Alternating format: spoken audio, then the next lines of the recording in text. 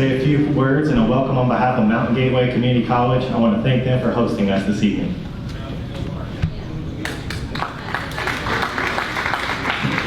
Thank you, Josh. It's wonderful to be here. Thank you again. We're so honored to be partnering with the Chamber on this annual event and all the incredible things that are happening in the Alleghany Highlands for businesses. Just to go off script just a little bit, if you were part of the Alleghany Give Day on Tuesday, just an incredible, over $1 million was raised just on. I really want to thank Mary Dobbins here from the foundation for really having the vision of doing something like that and completing its 5th year now. And should I say, Mary, next year $2 million? Yes. All right. But really, on behalf of the college, on behalf of our local board members and everybody associated, with the college, I've been here 12 years now. I know some of you think it's much longer, but and I've always believed in our middle name, which is community, and really try to. It's events like this that we really love to host and love to be a partner with. And we're so appreciative of the Chamber, the EDC, and everyone else who puts this together. So with that, actually one announcement, because I convinced Virginia Tech to actually have something here on your sheet. Come and the next time you come here is June 16th from 1 to 4. We will be hosting Virginia Tech Center for Economic and Community Engagement, specifically for Region 2, Go Virginia, where they are working on their diversification plan. And the dates were either in Blacksburg, no offense to our tech people, but that's kind of hard to spend time driving to Blacksburg or Roanoke. So I made the inquiry about us hosting one of these events, and they agreed to do it because I had agreed to be on one of their panels. So it just works out that way. But if you can come, there is a QR code to register. They do need people to register and everything. So with that, thank you once again for being here. And it's now my honor to introduce Chris Doyle, who is the president-elect of the Alleghany Highlands Chamber of Commerce.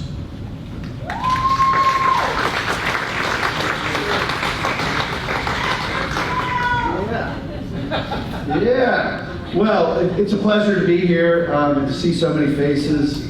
On behalf of the Alleghany Highlands Chamber of Commerce and Tourism and the Alleghany Highlands Economic Development Corporation, we acknowledge and thank our local businesses.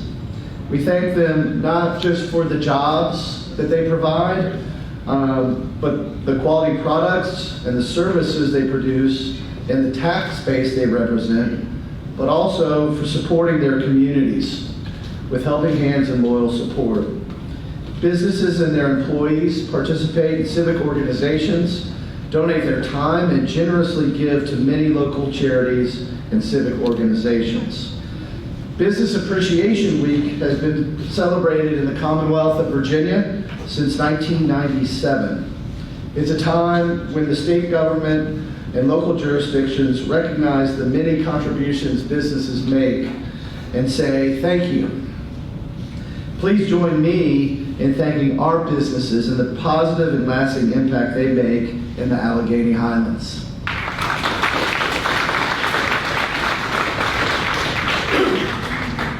We'd like to thank the local elected officials, representatives from their offices, and local administrators for attending the event this evening.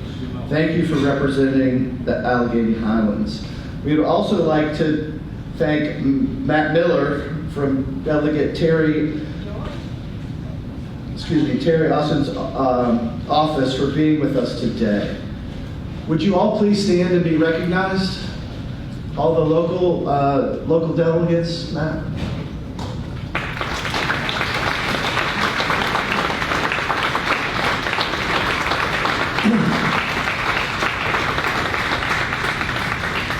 Thank you all for being here. As we gather tonight to celebrate and honor the outstanding contributions of our local businesses, it's only fitting that we welcome a keynote speaker who truly embodies innovation, leadership, and service. Our guest tonight is no stranger to solving complex challenges with bold, forward-thinking solutions. William E. Amos, known to many simply as Eddie, is a seasoned technology leader whose work has helped shape the digital tools and strategies we rely on today. Throughout his remarkable career, Eddie has held leadership roles at some of the world's most respected companies. At Microsoft, he served as general manager for Visual Studio and .NET, helping to empower developers to build transformative software. At Meridian, as chief technology officer, he led teams in pioneering predictive analytics that revolutionized industrial operations. And as a corporate officer at GE Digital, he guided global efforts to harness data and technology to enhance manufacturing efficiency across industries. Eddie has led a global team of more than 2,500 talented professionals, innovators whose work continues to have a worldwide impact. But beyond the professional accomplishments, what truly sets Eddie apart is his dedication to serving others. He lives by the motto, ut prosim, in Latin meaning that I may serve, and brings that spirit into everything that he does. Today, as chairman of Go Virginia Region 2, he's helping to drive regional economic growth by fostering collaboration across high-tech manufacturing, IT, and healthcare. His work is creating new opportunities, empowering local leaders, and helping communities adapt to an AI-driven future. All while continuing to share his insight through speaking engagements and his popular blog, Unconventional Conversations. Please join me in giving a warm welcome to our keynote speaker, Mr. William Eddie Amos.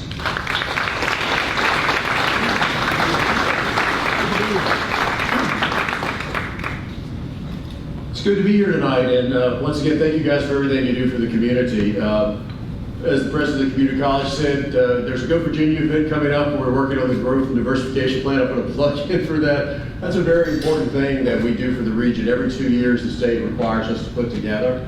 And this isn't, our plan as Go Virginia. It's our plan as a community. So if you get an opportunity, we'd really love you to come out and give us some feedback, because a lot of the things that we do, we want to make sure that it's addressing the needs of the Alleghany Highlands.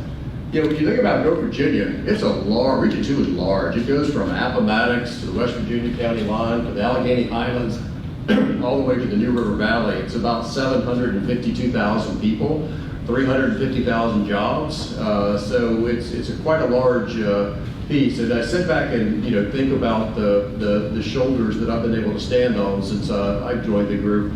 It is phenomenal in terms of the impact that we're making. We're always looking for ways to do more things in the Alleghany Highlands. So if you got great ideas, please let us know. We'd like to expand the footprint and do more up here. I know we've done a couple planning grants and a couple of small projects, but as I sit back and think about this area, it's kind of like the area I grew up in, Southside Virginia. So much potential just waiting to happen, which kind of brings us into the keynote today. If you're ever riding down 220 right there where the boat dock is as you go into the gym, you probably see my old truck there quite a bit. I fished there quite a bit because it's some of the best fishing in the state. But I'm always amazed at the beauty and the people that I meet here. And so when I think about the Alleghany Highlands, I really think about your unbreakable spirit. And most small towns are like this, or small communities. You have a real blue-collar work ethic, which I love. That's the reason I went to Virginia Tech. When we say UNPRISM, it's because a lot of us were first-generation college students. We had to work 2 or 3 jobs to get through college. But it was kind of like that blue-collar, yes, we can attitude. And I think that's the reason that if you know anybody from Virginia Tech, we're kind of, a little maniacal about our college because we all feel like we have a little chip on our shoulders. But as I sit back and think about businesses like what you do every day, you are the heart and soul of the economy. Small businesses, you get up before dawn, you're sitting there working all hours of the day. I remember when I did my first startup, people were like, well, what made you successful? And I'm like, yeah, I don't know if it's success or not, but when you lay on your back, look at the stars and wondering how you're gonna make payroll, you tend to lose your hair. And that's what we did as small business owners. And you have to sit back and think outside the box. You have to think about cash flow. And always remind folks when you go out on Small Business Day, when American Express has it, don't go to Walmart, go to small businesses. Nothing against Walmart, but go to small businesses, help these guys out because they're really driving the economy. And then you think, from the small businesses, you have the manufacturers in the community. I love manufacturers. I love high-tech manufacturing and where that's going. And we sit back and we think about the rebirth of the Commonwealth. There are some incredible things going on that's going to help us, get back our competitive edge in many ways. When you think about additive manufacturing, you have the ability now to come back instead of paying $1,000 for a hammer for the defense contractor, you can come out and print a part using something like a 3D printer that's doing metal additives right now. And so if you sit back and think about the community colleges, they're putting the mechatronics piece in places, a lot of certifications in place. Oh my goodness, what a great time it is to be in skilled labor. Plumbers, electricians, welders, they're commanding incredible salaries. CDL drivers, Mr. Foster, who owns Foster Fuels in Brookneal, we had a meeting, Go Virginia meeting last week at CBCC in Lynchburg. He said he's paying CDL drivers $140,000 a year. Can you imagine? But that's where the trades are going. And guess what? AI is not going to take those jobs away. Okay, so, a lot of students, when you're coming back and getting the certifications, that's goodness. But as small business owners, AI may impact you. And that's part of the thing I'm going to talk about today to make sure that we are looking at what's happening and get you prepared. And don't forget about the entrepreneurs. I've always been one of those, this has been an entrepreneur from the time I was at Microsoft helping the startup community. We had these programs where we'd come out and sponsor thousands around the world. And some of the most incredible ideas would come out of our global competitions. And some of these companies went on to be incredible. We're doing a similar type thing in Region 2 right now with the RAMP cohorts, which we'll talk about in a few minutes down in Roanoke. But how do we foster that ecosystem? Because with AI coming back up, it's a big leveler in many ways. It's going to give opportunity for organizations to actually leapfrog the competition. You don't have to be in the Silicon Valley, Raleigh, Durham, Austin, Texas, Washington, D.C. Communities like this can thrive. If we put the right infrastructure in place, which we have got the seeds, I think we have an opportunity to do things that people can't imagine. So when I think about leadership and transformation, whether it's in a startup, a growing business, manufacturers, there's a couple of things we have to think about. A lot of folks in smaller towns always think about the stewards of progress. They lay the foundation. Folks like you've been there, you've done that. Like my newspaper friend, where is he? Yep. He's been there, he's built his newspaper, he's gone back, he's reinvented himself, he's come back and put things online. He innovated, he stayed ahead of the game. But that's part of the fabric. You have to have people thinking about how they're going to take those chances and think outside the boxes. And then you got the culture shapers. These are the folks that's actually creating the new endeavors. And a lot of it can start here at the community colleges. So whether you're coming in for a 2-year degree, a certificate, you're just doing retraining, this is the place to do it. I love community colleges, whether it's the 4 we have in our regions or what we have across the state. We're setting the bar in terms of making sure that we're providing the classes, the training, the expertise to empower the next generation of workers. And we're coming back retraining the existing workforce so they'll be ready for the new opportunities that come tomorrow.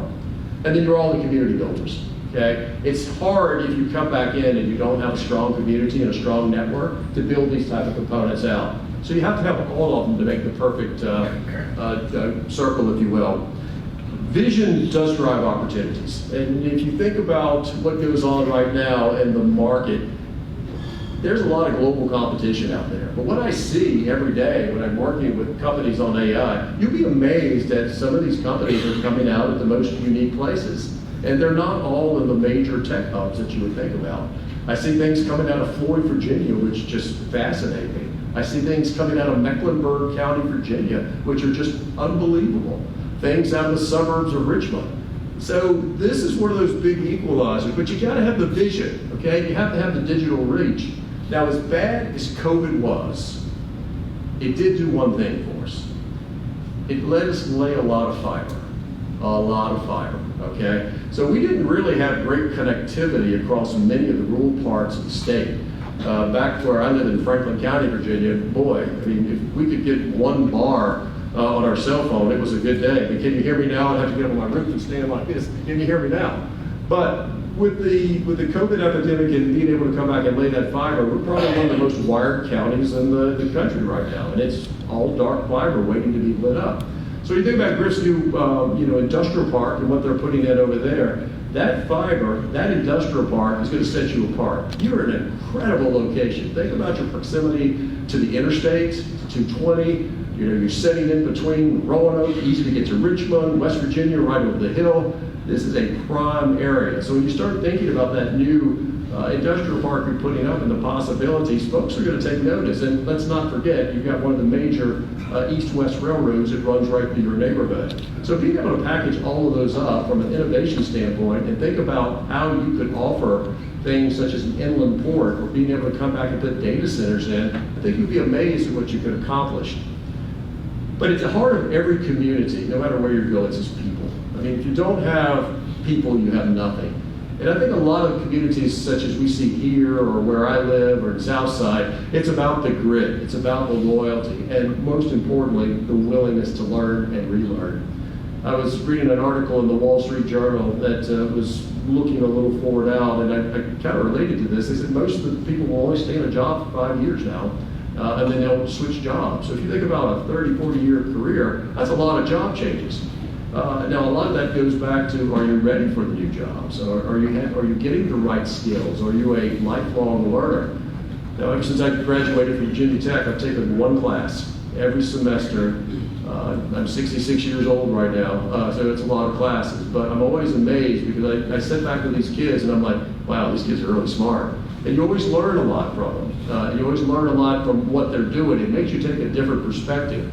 And what's really great, we've got the greatest opportunity known to mankind in terms of learning right now. You've got the great facility here. You guys are blessed to have this community college. You should thank the president and Chancellor Gore every time you see him that this is right here in your backyard, because a lot of communities don't. And you have to drive great distances to get to a community college.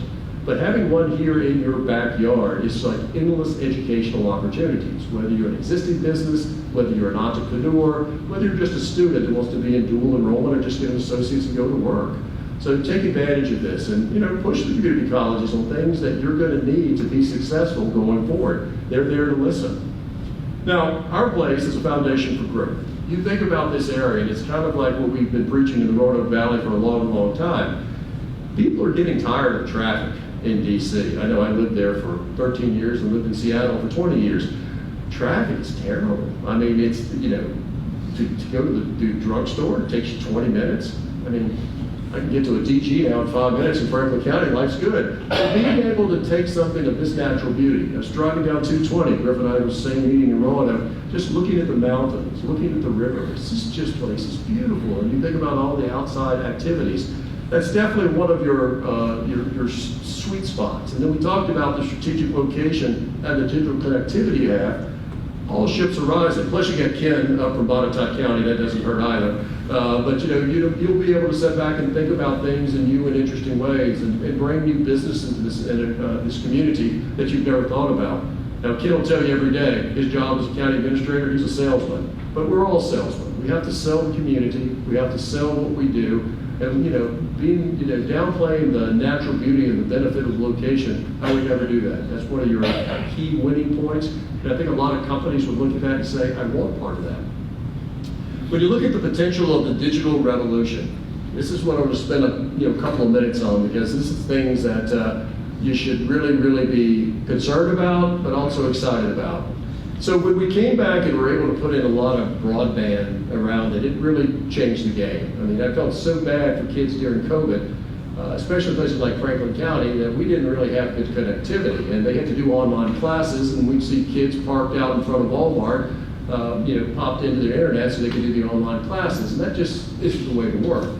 So, luckily working with Senator Warner and other folks, we were able to put up temporary sites so that we could have broadband connectivity through wireless. It wasn't great, but it worked. But that's spurred that whole connectivity movement now. So probably Virginia is one of the most wired states in the world. And if you think about how the internet runs, once again, you're right in the sweet spot in terms of that major north-south connection, and also east-west that runs through here. A lot of the fiber is running along the train tracks. Most people don't realize that. But we also have it along the interstates. So if you're driving around in rural Alleghany County and you see a little post got an orange cap on it, that's probably dark fiber.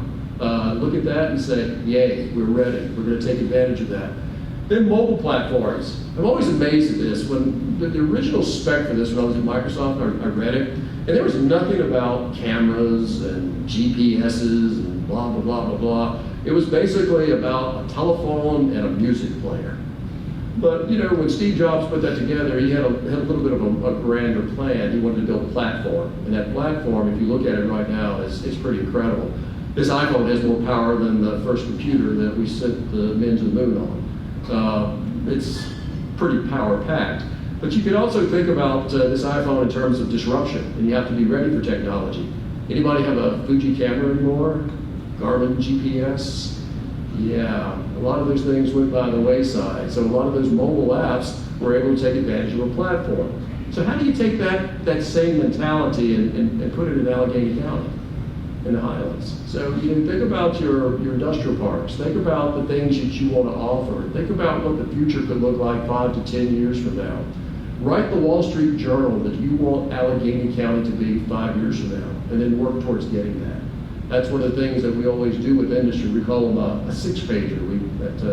Amazon made that popular. Jeff Bezos, he won't let you do a PowerPoint presentation when he was there. You'd have to come in with a six-pager. And that's your vision, your business case, and whether he was going to give you money or not. And if you're ever interested in doing that, go out and just on Google and type in six-pager, and you'll get a couple of examples on it. But it really helps you clear your thinking. It helps you be very strategic in nature. It helps you be maniacal in your thought process. Cloud computing. At Microsoft, one of the jobs I had in my later years was this thing called cloud computing was big. I remember Steve Ballmer came in my office one time and was like, hey, we're going to cut 20% of your budget to build something called Azure. If you've ever heard Steve Ballmer, that's exactly how he sounds. And I'm like, okay, I'm not happy about that, but if it's going to help us strategically down the road of life, we'll do it. So he basically cut everybody's budget, and this was back in 2008, right in the middle of the recession, so it was even like a double whammy. But he took that money and he reinvested it in, and he built, at that time it was called the Microsoft Cloud, which turned into something called Azure. And the whole bet is that we could put these computing resources in the cloud, democratize it so people don't have to buy these big server farms, and then people can just rent space from us, like a lease, if you will. So cloud computing took off. And I'd like to say Microsoft was the original thought leader on that, but it was really AWS. So when Jeff Bezos was selling books, Jeff didn't want to buy software from anybody else, so he built his own. And then he had extra computing cycles, which ended up being AWS. And then Google got on it, and then Oracle got on it, and then DigitalOcean. So you see more people doing cloud computing than you shake a stick at. That's important. We'll talk about that in just a second. Which leads us to artificial intelligence. Now, artificial intelligence is not new. It started in 1956. John McCarthy was at something called the Dartmouth Conference, and they was pitching around different ideas, and they came up with this thing called, artificial intelligence. And that big first Dartmouth conference, they were actually building programs that would play checkers, not chess, because checkers were pretty easy compared to chess. And if you sit back and look at how far it grew, it's kind of went, we kind of made a little, headway here and there. And then something interesting happened. This little company called NVIDIA came out with these incredibly fast chips. So all of a sudden, you could take these mounds of data that we were generating everywhere and process it not in days, but in seconds. So then all of a sudden, cloud computing went to the next level. 3 years ago, you probably start hearing about things called GPTs, ChatGPT, and others. Well, that was because we had a lot of data, and we had these new data centers that were popping out from NVIDIA. So all of a sudden, data and innovation was like doubling at the speed of light. So if you sit back and consider, things like, space doubling every 18 months, it's worse than that. So Ray Kurzweil, who invented something called the Kurzweil reader back in the day, some of you may be familiar with it, I knew Ray back when he was at Xerox PARC. For people with vision impairments, you would put it down and it would actually read the text for you. It was way ahead of its time. So he's been quite the futurist. He's been responsible for a lot of the major technology breakthroughs he had. He came out in Wired magazine a couple of months ago and said the amount of innovation you see on the next 5 years is going to be the equivalent of what you've seen in the last 50 years in terms of computing. And I said, that's a little far-fetched, until the next day, the Chinese came out with DeepSeek, which they were able to do in 6 months, and what ChatGPT did in 3 years. So basically, technology is bleeding technology, which is putting us in a hyperdrive right now. It's the reason I'm so passionate that we've got to get the workforce and people ready for this.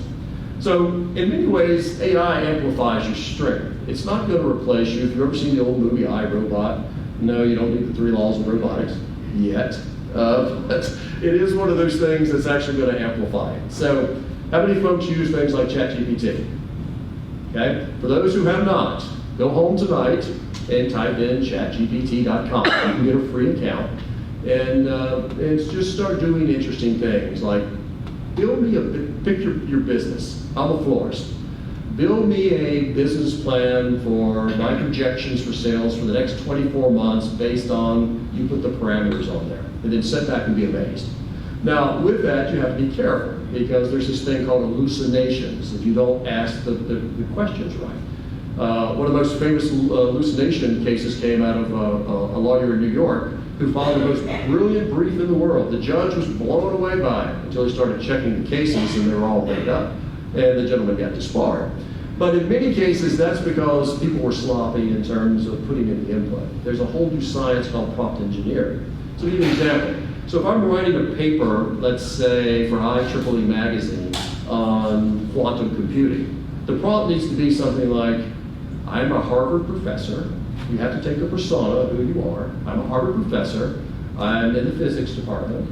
I'm interested in quantum computer, the many worlds theories.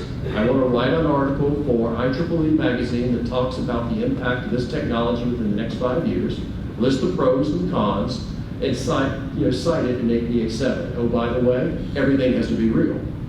If you do that exact prompt, you will get a Harvard Business Review ready paper that could be published. But you still need to check it and make sure it's right.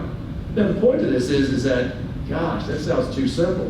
But you still have to have subject matter experts. AI is pretty stupid in many regards.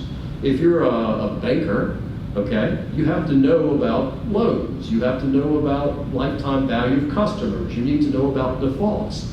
But you put a banker's knowledge, being a subject matter expert with the technology, and then, interesting things start to happen. I don't care if you're a plant manager, small business owner, a wannabe entrepreneur, you do this right, and it can come up with some pretty interesting insights.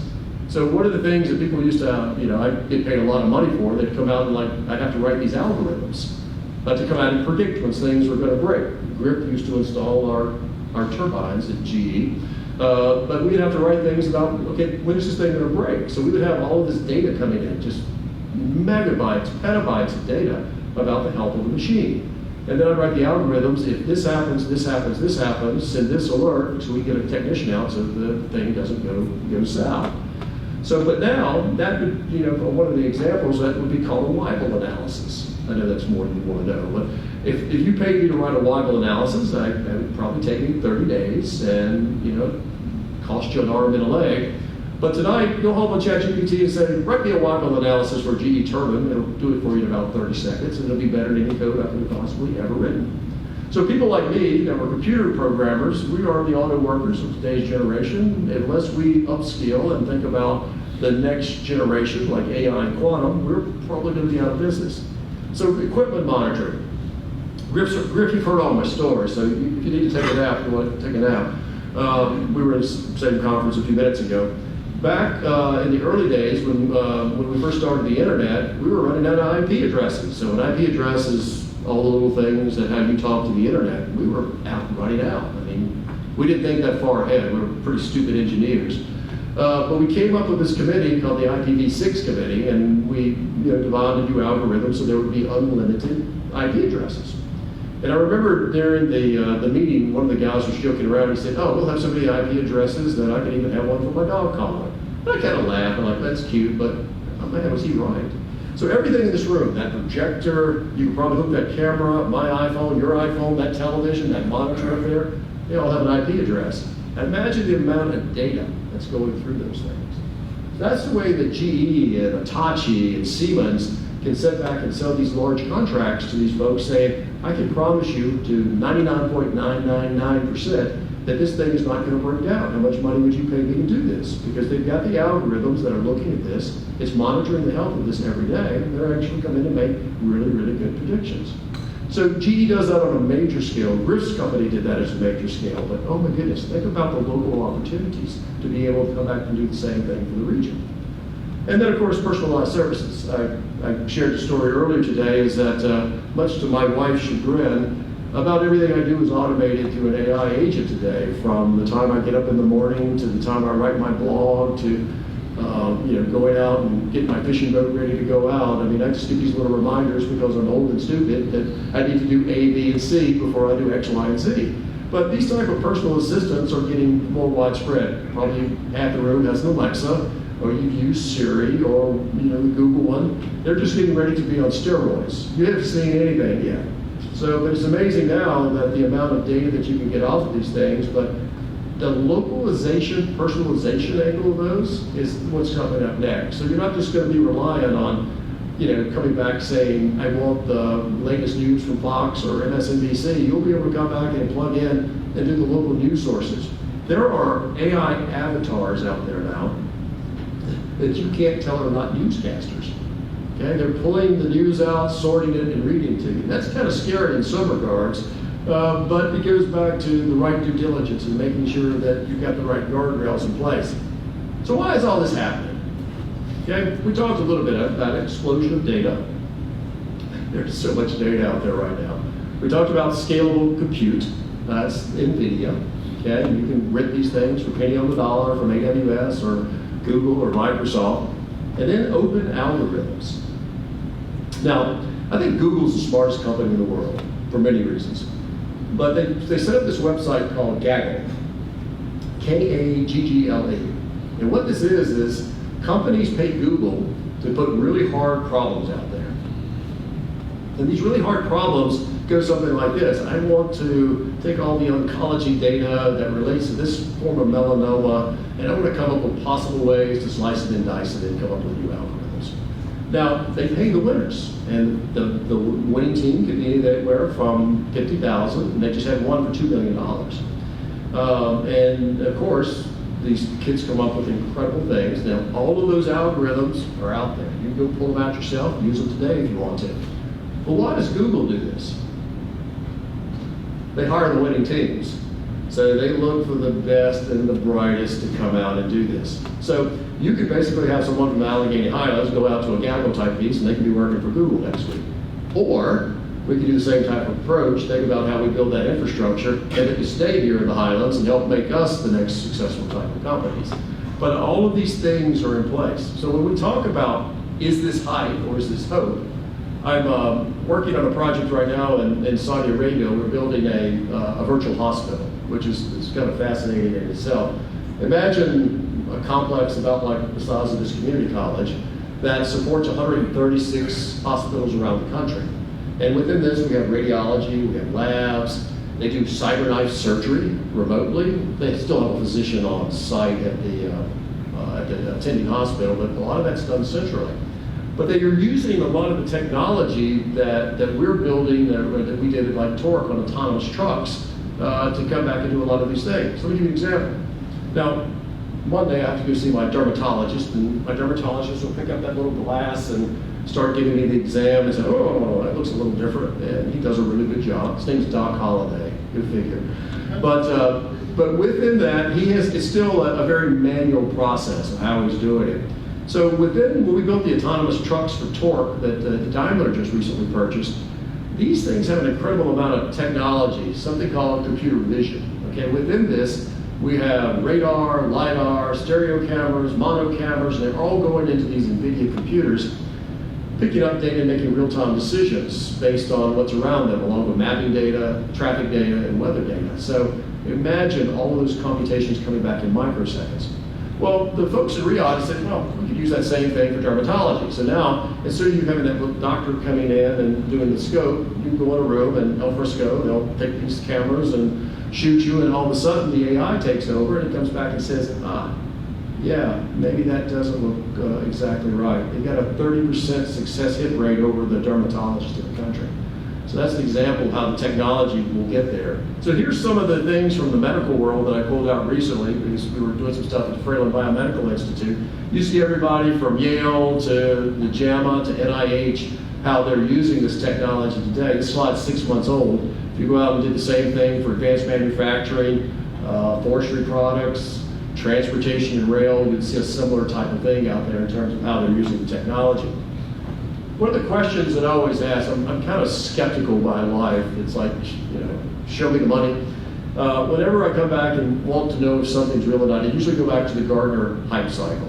And what the hype cycle is, if you ever read Crossing the Chasm, that book is based on something called the division of fusion theory. This is Gardner's example of this. So when you see things climbing up that thing, that's when the technologies are in high motion. When it goes down in that third column, that's called the trough of disillusionment. Okay, what happens there is there's so much hype about it that people don't know what's real, and that's when you usually have the big consolidation.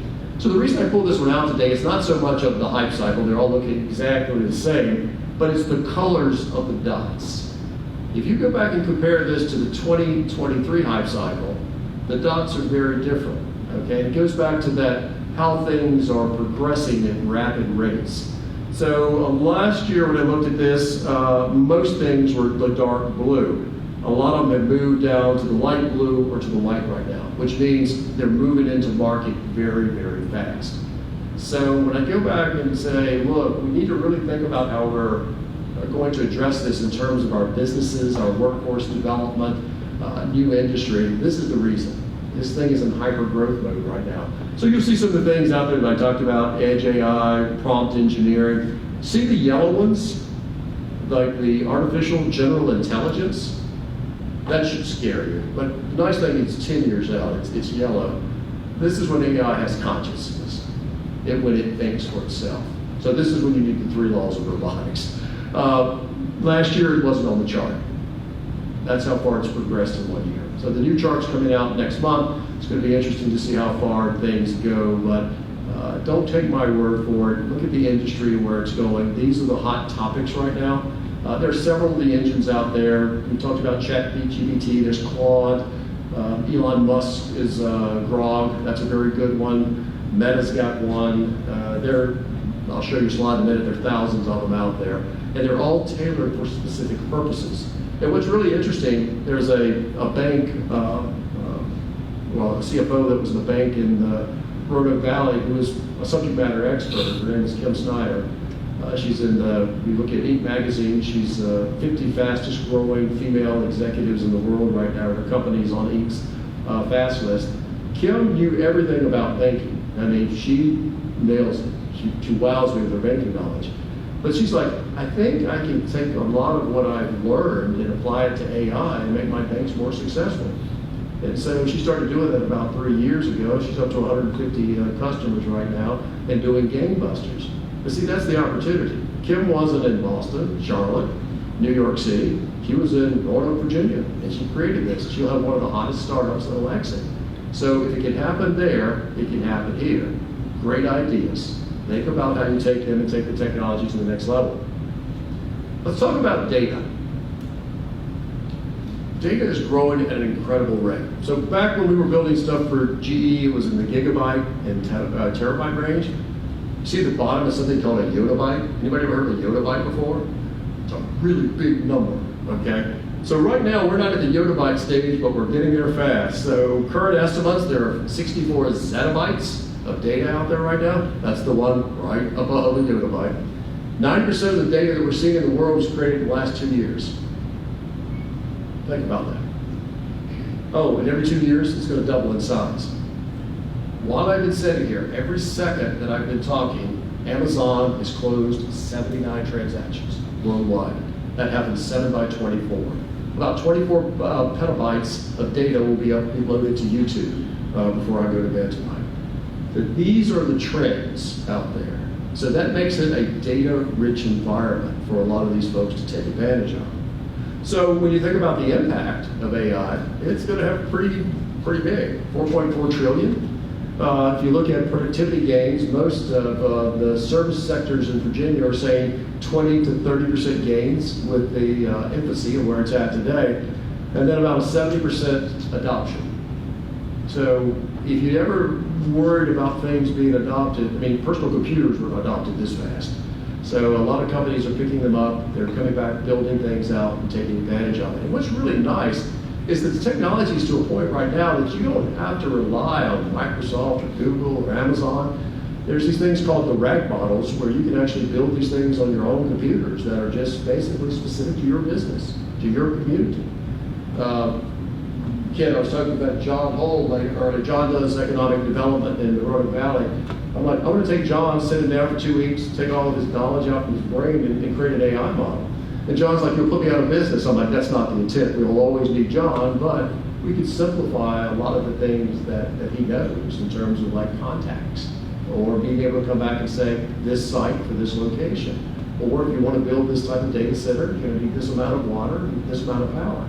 So those are the type of things that are really interesting and provide a good opportunity for us moving forward. Now, Virginia, we're the king of the data centers.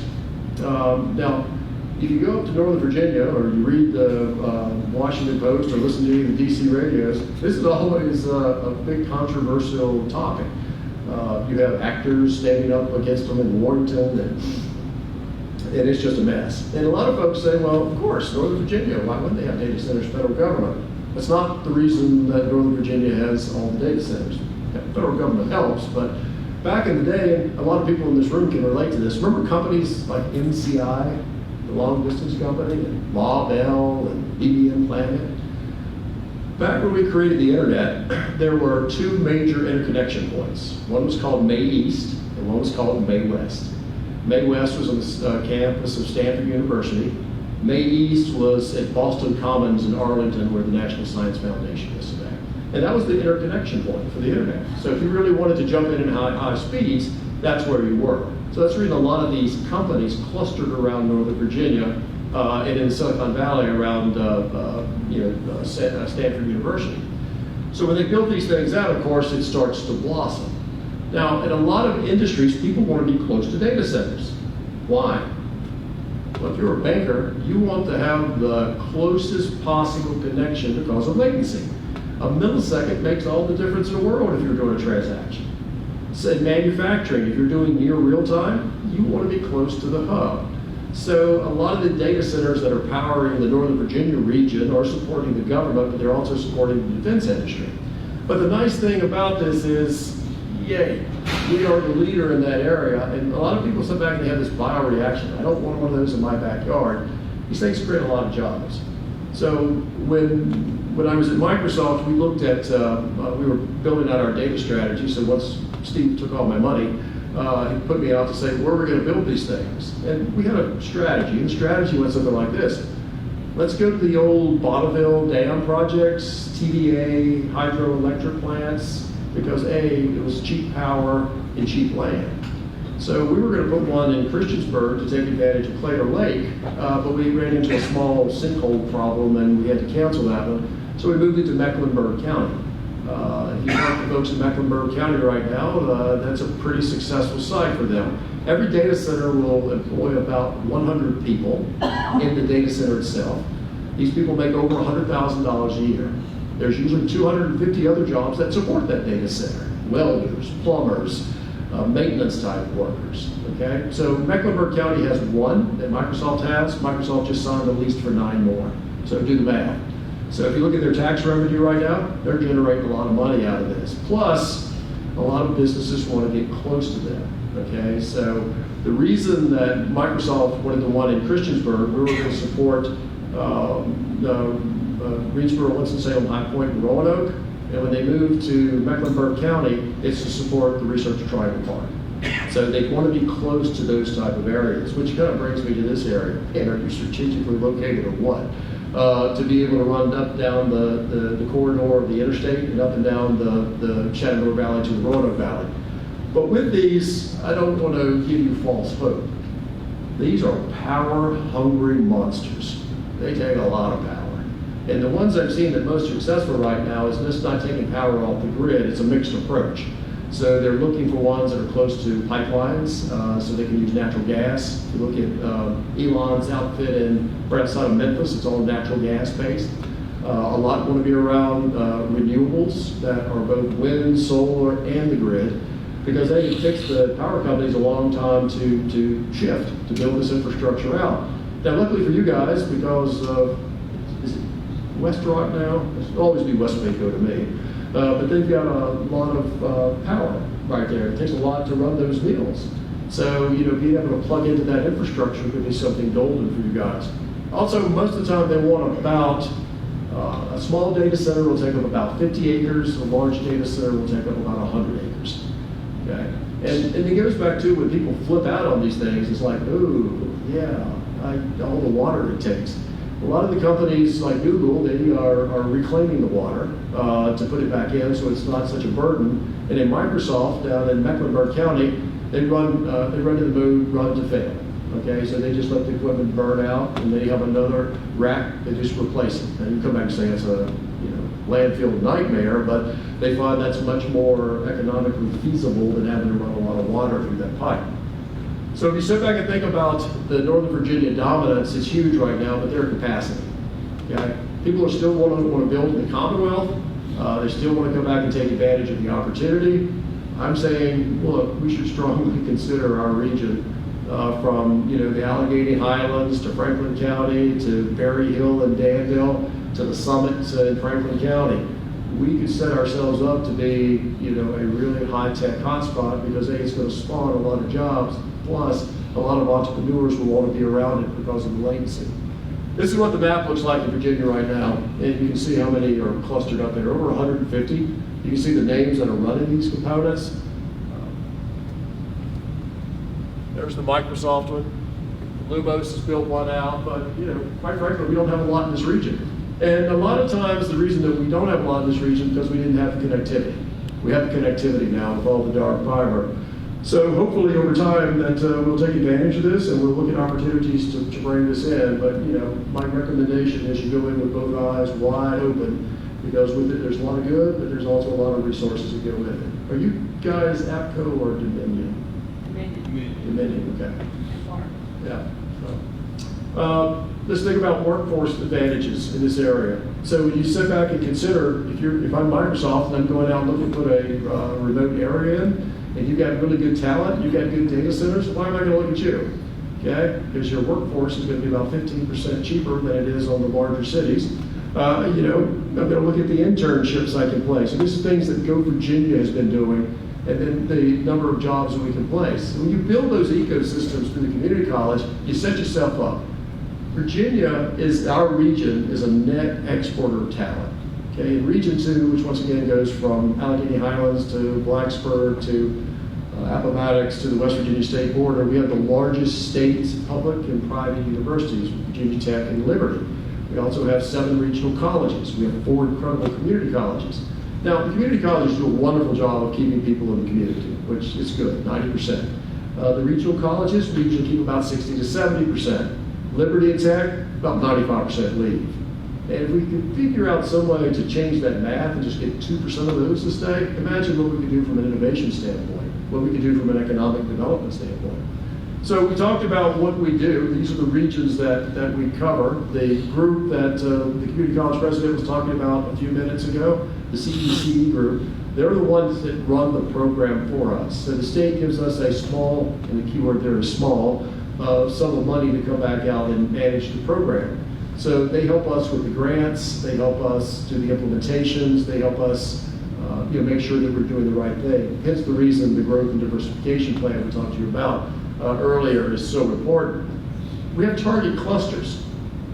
So we don't want to be an inch deep and a mile wide in the region. So we sat back and did a lot of research using CECE and part of the research that came out of UVA and others. And these are the sectors that we think have the biggest bang for the buck. Now, when you guys come to the meeting with John, you may say, no, John, old man, you're crazy. We need to focus on this. That's acceptable because that's what we want to hear. Are we focusing on the right things?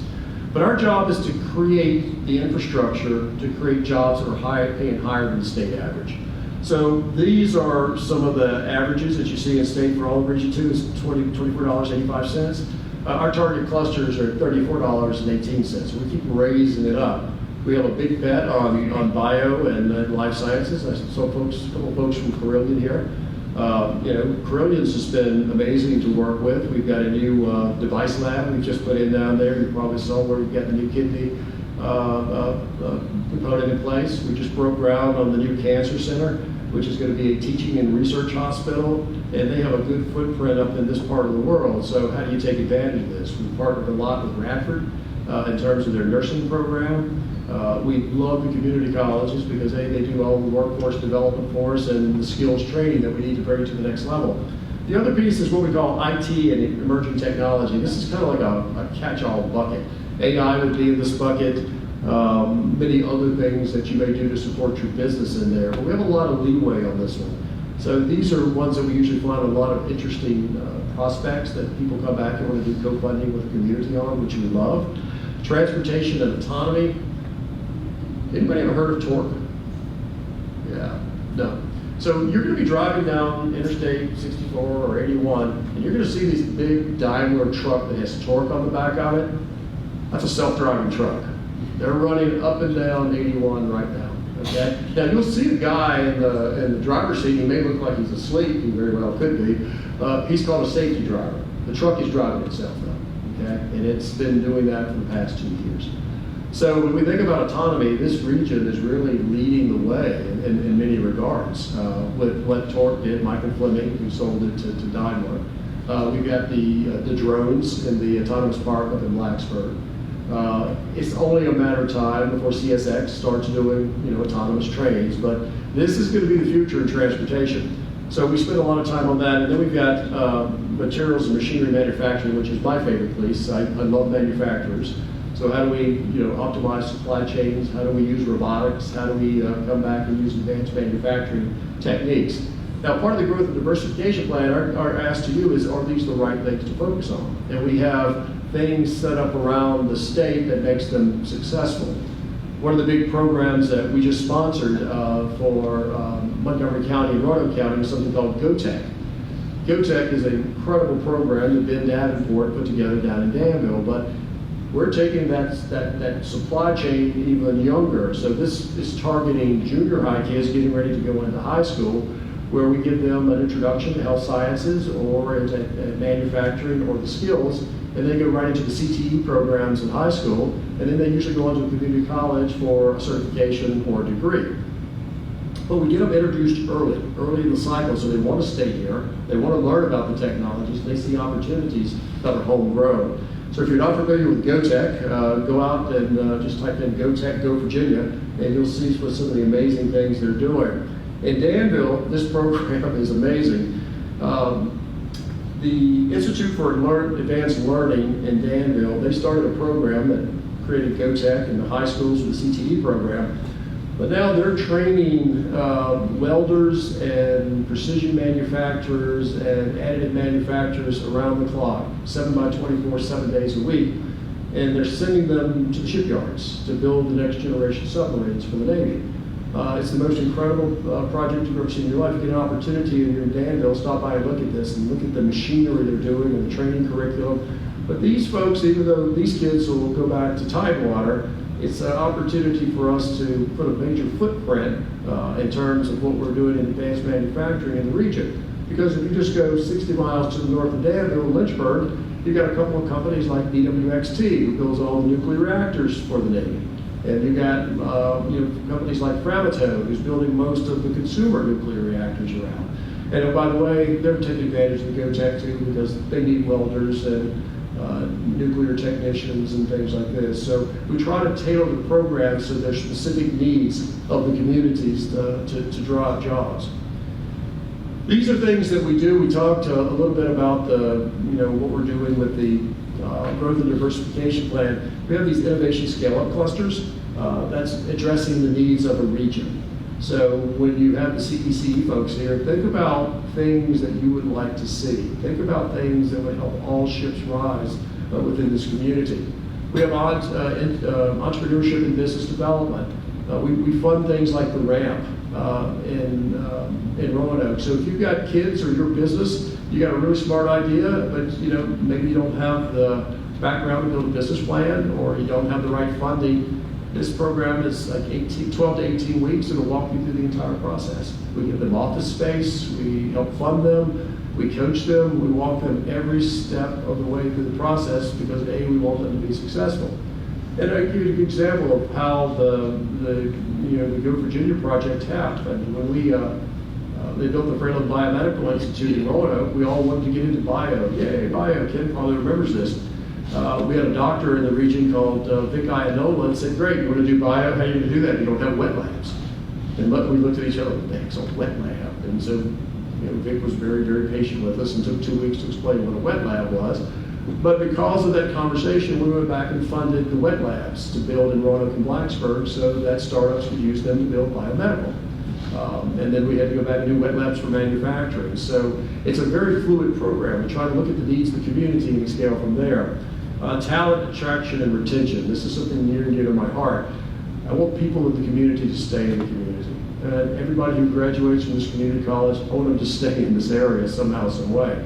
So what are the things that we put in place? Is it the certifications? Is it mentorships, internships, things like this? We spend an inordinate amount of time working on internships because we find that, actually Griff and I were talking about this coming in today, you offer somebody a job when they're a junior in high school and they go out into the workforce and they know they got it after they graduate, you got them. Chances are 80-90% is going to stay with you.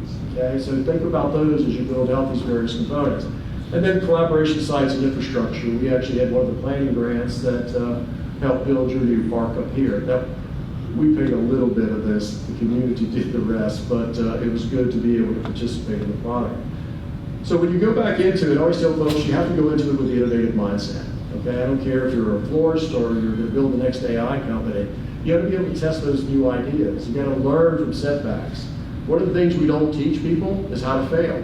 Oh my gosh, I sit back and think about the startups I've worked for, the ones that have failed I've learned the most from because don't do that again. It's like touching the stove, don't get burned.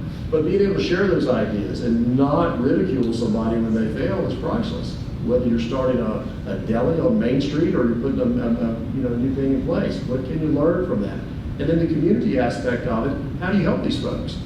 How do you if you thought about a line of credit, is your business really seasonable? How do you think about that in terms of being successful? And then, also when you do fail or you find another opportunity, pivot quickly. When Google started, it's the funniest thing, you had Sergey and Larry, it was never designed to be a search engine. What they were building was a research thing called Google Scholar, which is still out there. But they were both brainiac PhDs, and they wanted a quick way to go back out and do research. And so they ran across this thing, and somebody said, wow, you can research that fast? Why don't you put other data in it? And you had the search engine craze. But they were able to pivot very quickly on their ideas and became very, very successful. So when we look at the grants in Go Virginia, we've had 200 students placed in internships. You can see what the outcomes were. Folks went to intern, full-time, continuing education, and other sources. So when we spend taxpayers' dollars, we're maniacal. We have a scorecard out there. It's called a Visine chart, okay?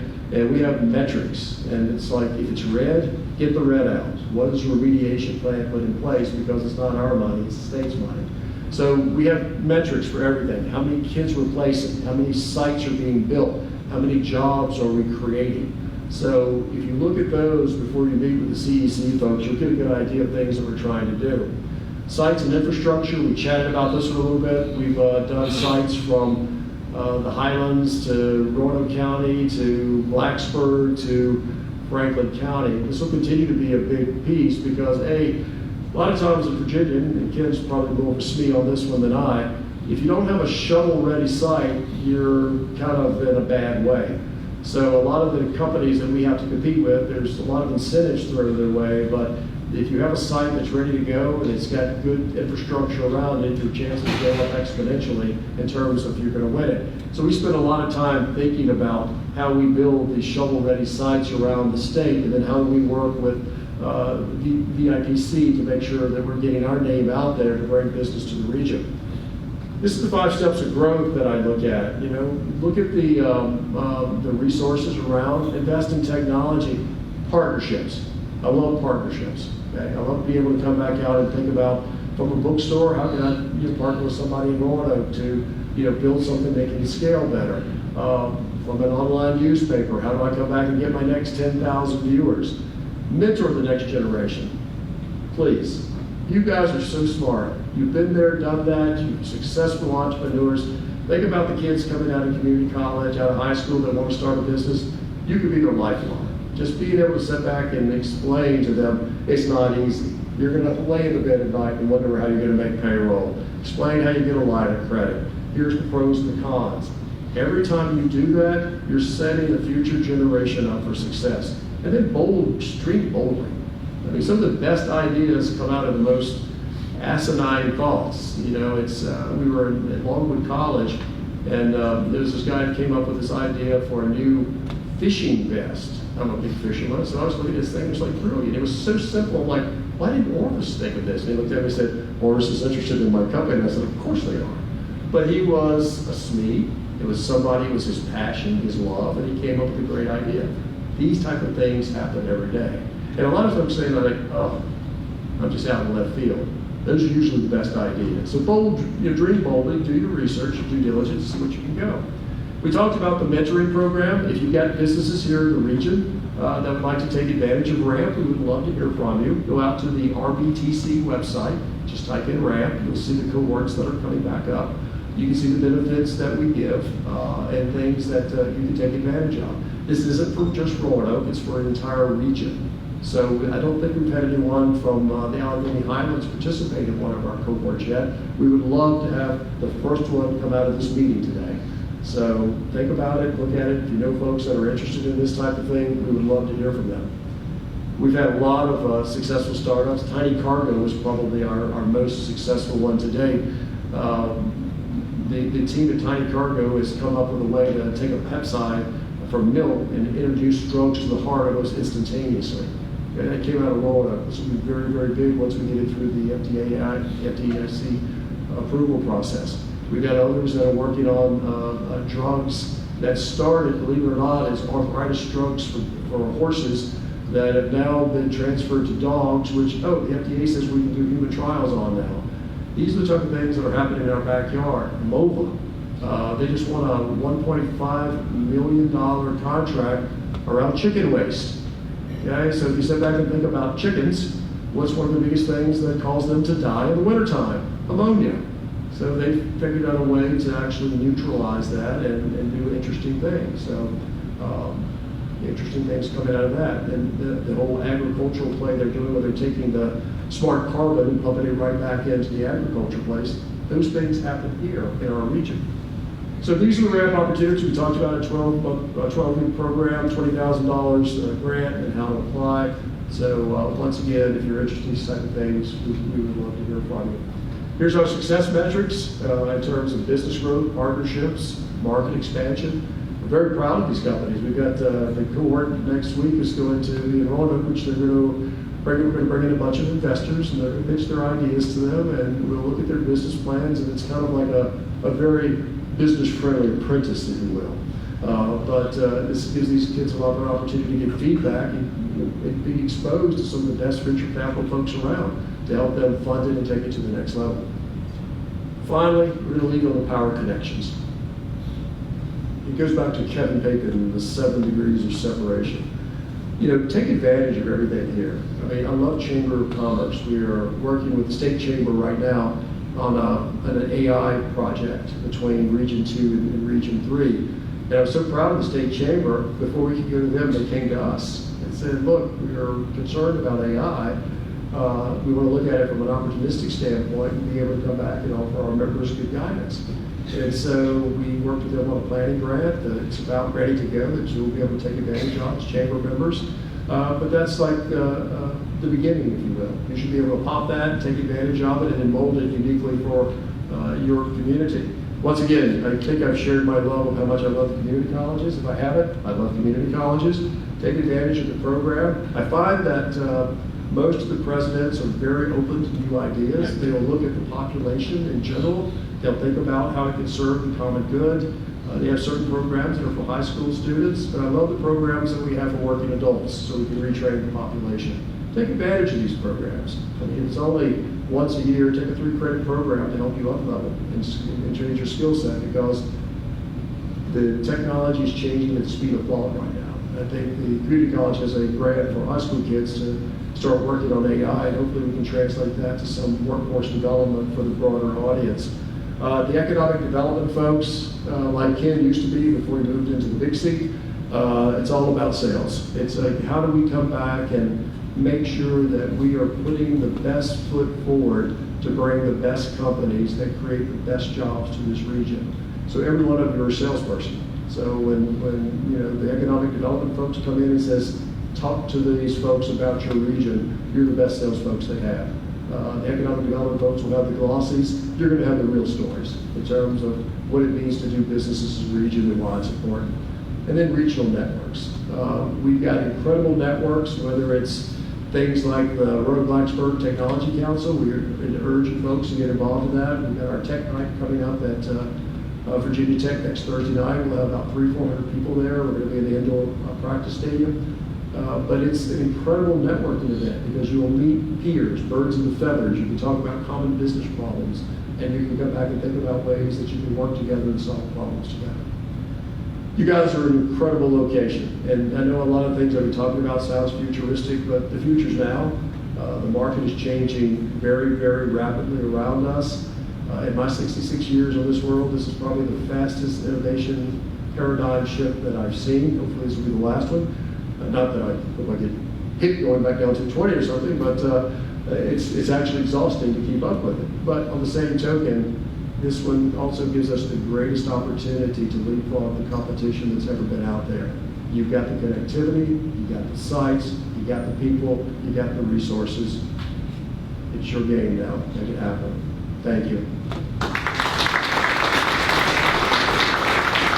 Can I answer any questions? I'm sorry I'm not Terry Austin. I'd much rather listen to Terry. He's more fun. But is there any questions I can answer? Yes, sir. I don't have a question, but I'll just echo everything Mr. Amos said. As was mentioned earlier, I've worked for Delegate Austin as legislative assistant, so I take care of constituent issues and deal with the county issues. And he's absolutely right. The resources you have here with Go Virginia and BEDP, getting the money that we did for the commerce site, the industrial site that Mr. Amos is referencing, and it's a game changer. And if there's anything that you need from our office, we may not know everything, but we know who to connect you with. And as he said, that's the most important thing, is creating those synergies and moving forward with any idea or issue you may have. And I just wanted to thank Mr. Amos and the Chamber for allowing us to be here, and Delegate Austin wishing to be here, but he was at his grandson's graduation for high school right now. So as I said, I'm Matt. If you have any questions after, I'm happy to talk with you, but I just wanted to thank Mr. Amos and everything he's doing with Go Virginia and the county. And, you know, personally speaking, we're going to miss Ken as a citizen of Botetourt, but y'all have got someone who knows the ins and outs of economic development, not just here, but everyone in Richmond knows who he is as well. So use him as a resource, and wish you all the best of luck. So thank you. You guys are really blessed in terms of resources, and Ken's top notch. He's did such a great job in Botetourt, and I can't begin to express my gratitude to Terry Austin in terms of how he helps out not just in your region, but helps us out in other regions.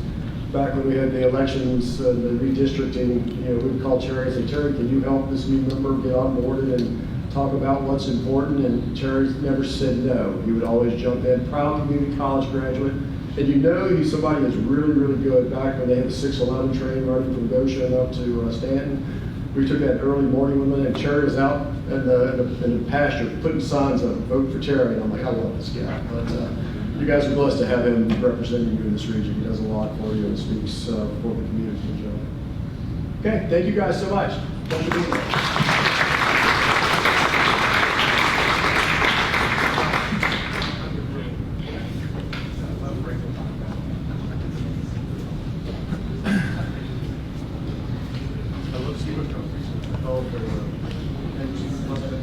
So I'd like to give a big thank you to Mr. Amos. That was thank you for sharing your insights. Thank you for all the resources that Go Virginia is bringing to our area.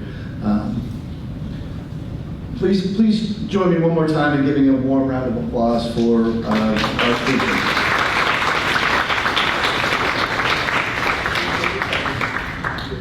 Well, thank you again for coming. It's been a great night. It's great to see so many faces out here, and for us to all to be together, to be inspired, and to be proud to be part of this community. So everyone have a great evening. Thank you.